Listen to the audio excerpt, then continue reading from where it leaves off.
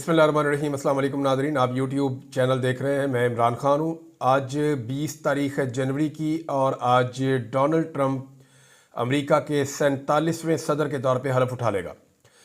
Donald Trump की टोपी पे आप देखते होंगे रेड कलर की टोपी, वो हर जगह पे पहन के डोनाल्ड ट्रंप अपनी पूरी कंपेन करता रहा और डोनाल्ड ट्रंप की टोपी के सामने ट्रंप लिखा हुआ था और साइड पे आपने देखा होगा कि 45 एंड 47 लिखा हुआ होता था। पाकिस्तान में कई लोग ये कहते थे कि ये फार्म 47 और फार्म 45, और कुछ लोग पूछते थे कि ये किस लिए है। तो देखें, वो 45वां सदर था अमेरिका का और 46 यानी 46वां सदर जो बाइडन बना। डोनाल्ड ट्रंप ने कहा कि उसके साथ धांधली हुई है और अब दोबारा डोनाल्ड ट्रंप मुंतखब हो गया, तो वो 47वां सदर है अमेरिका का।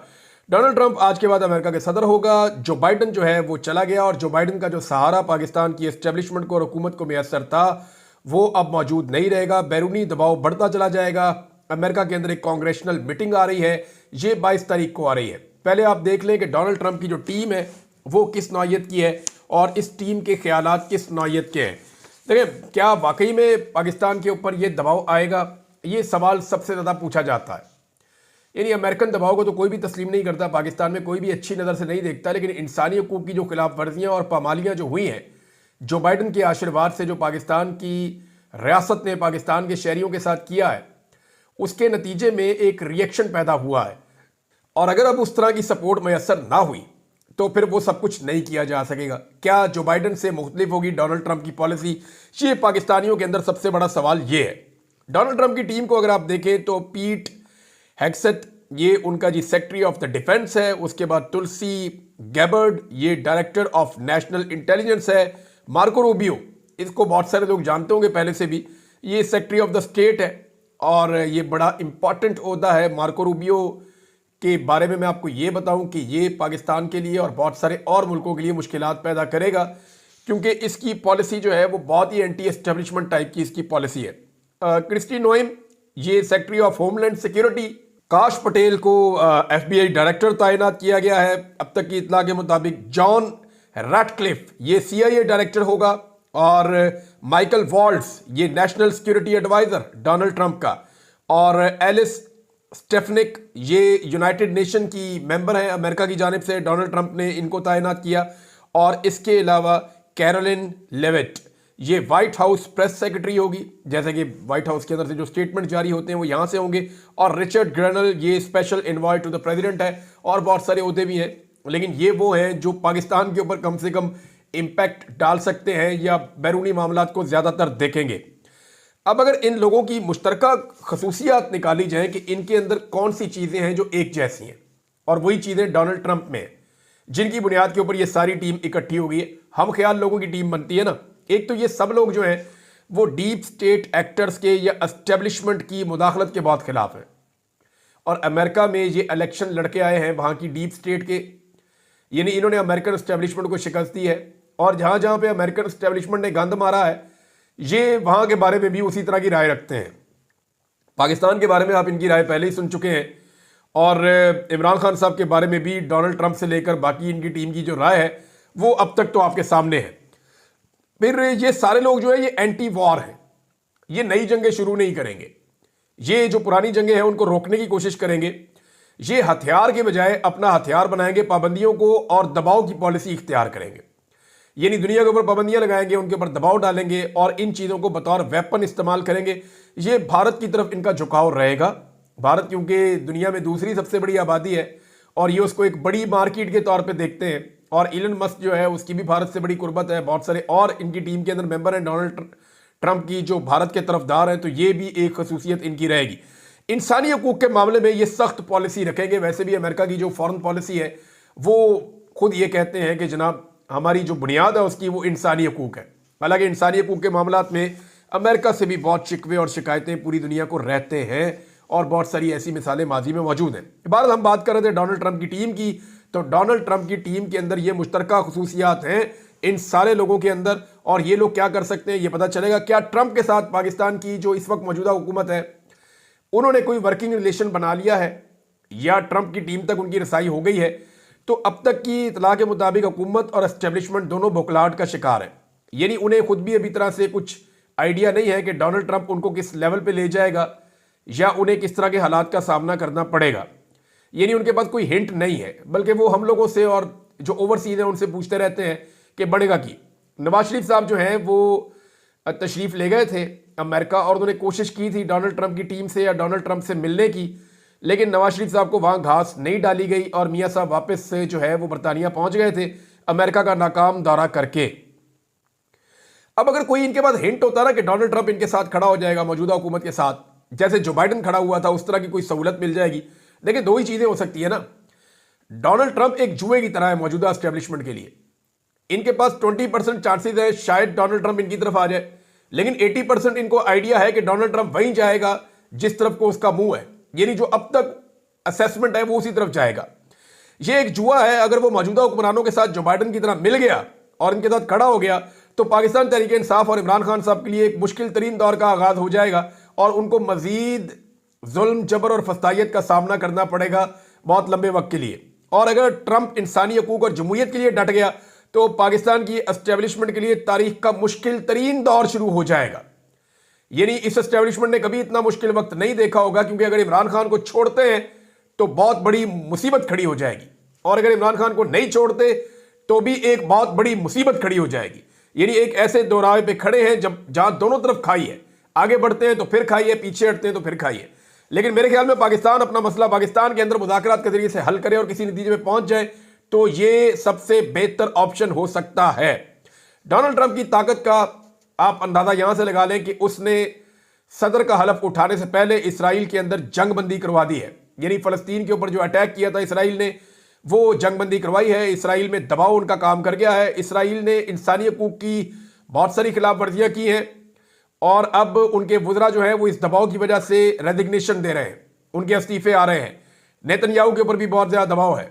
नेतन्याहू हमेशा जो इसराइल अटैक करता रहा है गजा में या वेस्ट बैंक में या बाकी इलाकों में फ़लस्तीनियों के ऊपर, वो इसको अपना इंटरनल मामला करार देता रहा है।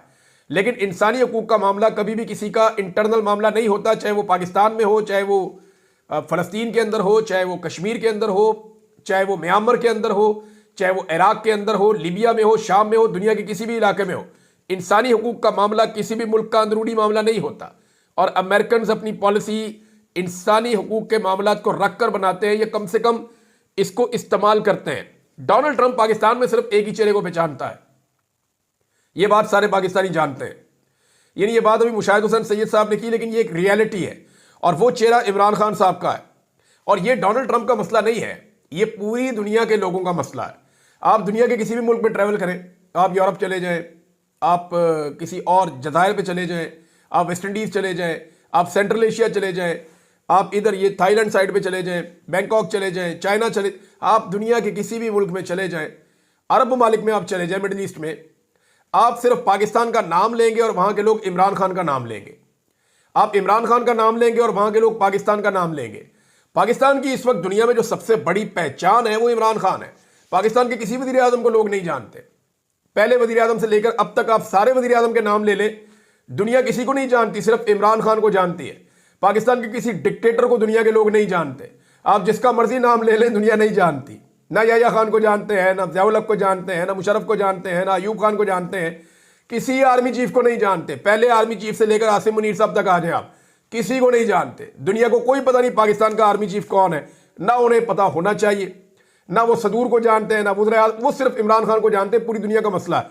यही मसला जो है वो डोनाल्ड ट्रंप का भी है और डोनाल्ड ट्रंप जो है वो पाकिस्तान में इमरान खान को जानता है और वो जब कभी पाकिस्तान का जिक्र आएगा तो मामला इस तरफ जाएगा। डोनाल्ड ट्रंप को पाकिस्तानियों ने एक लेटर भी लिखा है और ये जो दो डेवलपमेंट्स होने जा रही है ना, नंबर एक तो मैंने आपको बताया कि कांग्रेशनल मीटिंग होने जा रही है, ये 22 तारीख को होगी अब तक की इत्तला के मुताबिक, और इसमें उम्मीद की जा रही है कि 8 से 10 सेनेटर शायद शामिल हो सकते हैं। ये एक बहुत बड़ी कामयाबी होगी अगर इतनी बड़ी तादाद में ये जो मीटिंग है इसके अंदर कांग्रेसमैन आ जाते हैं, तो ये बहुत बड़ी कामयाबी है ओवरसीज पाकिस्तानियों की। और इससे पहले जो बरतानिया में हुआ वो भी बहुत बड़ी कामयाबी थी कि 15 एमपीज आए थे जो पार्लियामेंट्री मीटिंग है उसको लेने के लिए। नॉर्मली 2, 3, 4 एमपीज इससे ज़्यादा नहीं आते। वो अपनी अपनी पार्टी की तरफ से एक एक 2 नुमाइंदे आते हैं, वो आकर ब्रीफिंग लेते हैं, वो अपनी पार्टी के अंदर जो है वो इसके ऊपर फिर बातचीत कर लेते हैं, जहां मौका आता है वो इस पर बात करते हैं। लेकिन जो पार्लियामेंट्री ब्रीफिंग होती है उनमें इतने ज़्यादा लोग नहीं आते।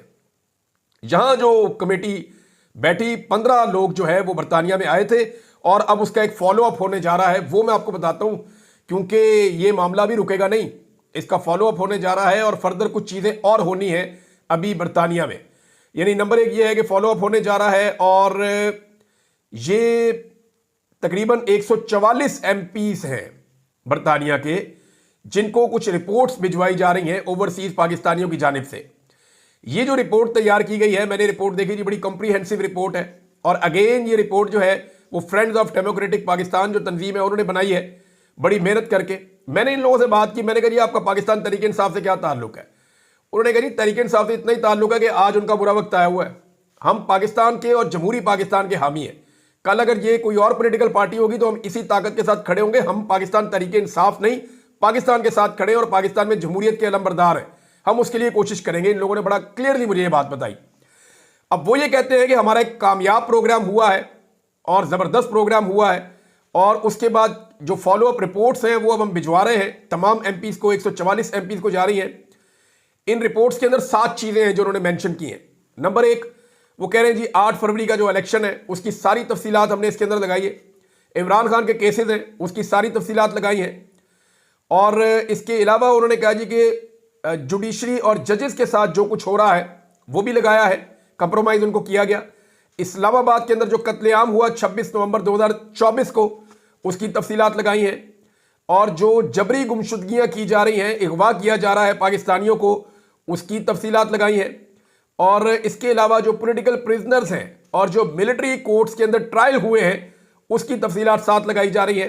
और 7वां और आखिरी इशू जो इन्होंने उठाया वो मीडिया की सेंसरशिप है। पाकिस्तान में मीडिया को दबाकर रखा हुआ है, मीडिया अपनी मर्जी से रिपोर्टिंग नहीं कर सकता। मीडिया वाले खुद कहते हैं, हमें भी साहब ने कल कहा, कहते हैं इतने मजबूर हैं हम इमरान खान का नाम नहीं ले सकते, हम इमरान खान की फोटो नहीं दिखा सकते, इवन मलिक रियाज साहब का नाम भी नहीं ले सकते। तो मलिक रियाज साहब से मुझे याद आया, मैं कुछ चीज़ों की तहकीकात कर रहा था, जो पिछला केस है उसके बारे में, अलकादर यूनिवर्सिटी वाला, वो तो केस उड़ गया, उस केस के पल्ले कुछ नहीं रहा। अगर कोई भी, यानी ये मैं कानूनी माहिरीन की राय आपको बता रहा हूं, अगर कोई जज कोई फैसला लिखते वक्त किसी दूसरी अदालत के फैसले का रेफरेंस डाले तो वो पूरे फैसले का रेफरेंस होता है, उसके हिस्से नहीं होते। ये आप समझ लें। ऐसा नहीं हो सकता कि एक जज एक फैसले का रेफरेंस दे अपने फैसले में, तो ये मुमकिन नहीं है कि वो उसके एक हिस्से का दे और दूसरा हिस्सा छोड़ दे। ये फ्रॉड इस फैसले के अंदर किया गया है। राणा साहब ने जो फैसला लिखा उसमें यह काम किया गया है। अब वो पूरे फैसला, अगर तो आपने रेफरेंस उसका देना है तो पूरे फैसले का देना है, और वो पूरा फैसला जो बता रहा है उसमें से चीजें छुपाई गई हैं जिसका फायदा इमरान खान साहब को होना था। अब वो चीजें सामने आ जाएंगी हाई कोर्ट के अंदर, तो दूध का दूध और पानी का पानी हो जाएगा। दूसरा, जो बहुत सारे जर्नलिस्ट हैं या वकला हैं, उनका ये कहना है कि जो 2 नए जजेस लाए गए हैं वो इसलिए लाए गए हैं ताकि पाकिस्तान तहरीक इंसाफ या इमरान खान साहब के केसेस को मैनेज किया जा सके। अब इमरान खान साहब के केस को अगर आते ही इनमें से किसी जज को दिया जाता है, एक नए जज को दिया जाता है, तो इतना हाई प्रोफाइल केस, एक साबिक वजीर आजम का केस, ये उस जज के साथ और इंसाफ के साथ ज्यादती होगी, ये नहीं होना चाहिए। अच्छा जी, इसके अंदर मामला तो अब बहुत क्लियर हो गया है, ये टिकना तो है नहीं। अब इसमें जो है वो ये भी बताया गया है, जर्नलिस्ट ये कह रहे हैं कि 2 चीजें इकट्ठी इमरान खान साहब दायर करेंगे। एक तो इमरान खान साहब की अपील जाएगी, एक आधे दिन में चली जाएगी इस्लामाबाद हाई कोर्ट पे, अपील के साथ जमानत की दरखास्त भी दायर होगी। ये 2 चीजें जानी है, साथ अपील जानी है, साथ जमानत की दरखास्त जानी है। और ये बात आप याद रखिएगा कि 1 से 1.5 माह से ज्यादा जमानत की दरखास्त जो है वो पेंड नहीं हो सकती। 1 से 1.5 माह के अंदर जमानत का फैसला हो जाएगा और इमरान खान साहब को इसमें डेफिनेटली जमानत मिल जाएगी। ये नहीं हो सकता कि इसमें जमानत ना मिले। अब जनाब, ये जो मामला है ये शुरू हुआ था उस वक्त जब मलिक रियाज की फैमिली ने खरीदा था 1 हाइड पार्क। ये आई ना कहानी, इसके बारे में मैं लगा हुआ था कि ये हुआ कैसे था। तो नाज़रीन, हुआ ये था कि मलिक रियाज साहब को वजीर आजम उस वक्त के नवाज शरीफ साहब ने बुलवाया था, बुलवा के उनसे मुलाकात की थी और उस मुलाकात में मलिक रियाज साहब को कहा था कि मेरा बेटा जो है वो मुश्किल में है, लिहाजा वो जो 1 हाइड पार्क की प्रॉपर्टी है वो आप खरीद लें बरतानिया में। और फिर हसन नवाज ने 2 नंबरी करते हुए वो प्रॉपर्टी दुगनी कीमत पे बेची मलिक रियाज साहब के साहबजादे की कंपनी को। और ये एक धोखा दिया गया था। यानी जो 9 अरब की प्रॉपर्टी थी उसको 18 अरब में बेचा लगभग। उस वक्त इसकी 20 मिलियन पाउंड की वर्थ थी और इसको 45 मिलियन पाउंड्स के अंदर बेचा गया था मलिक रियाज के बेटे की कंपनी को, और इजाफी पैसे वसूल किए थे ये वही हसन नवाज है जो इस वक्त बरतानिया से निकल लिया दिवालिया होने के बाद। यानी इसने सारा पैसा इकट्ठा किया, वन हाइट पार्क को भी बेचा, अपनी सारी कंपनियों को दिवालिया साबित किया और अरबों रुपया लेकर ये बरतानिया से निकल लिया। और दूसरी तरफ जो मलिक रियाज साहब जो हैं उनके वहां पे जो है अकाउंट फ्रीज हो गए।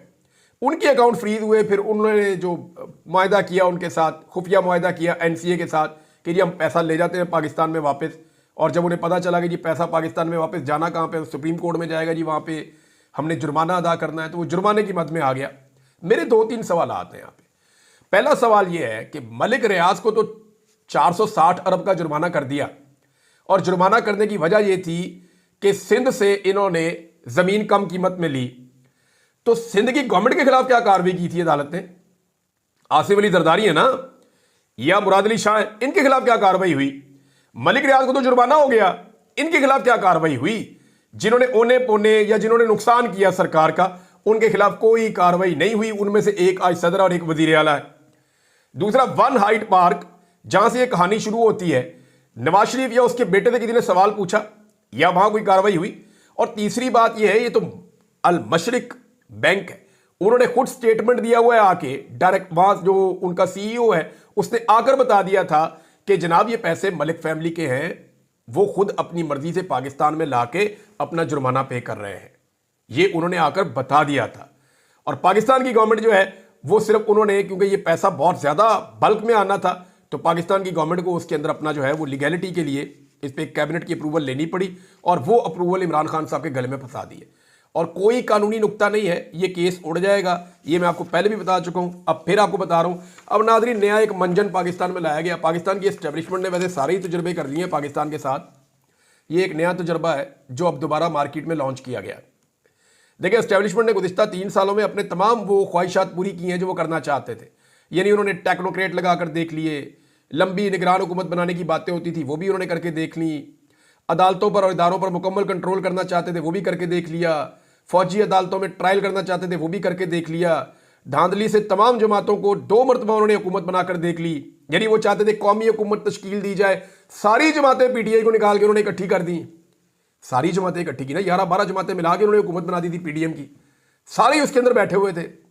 फिर भी पाकिस्तान की मईशत का बेड़ा गर्क हुआ था।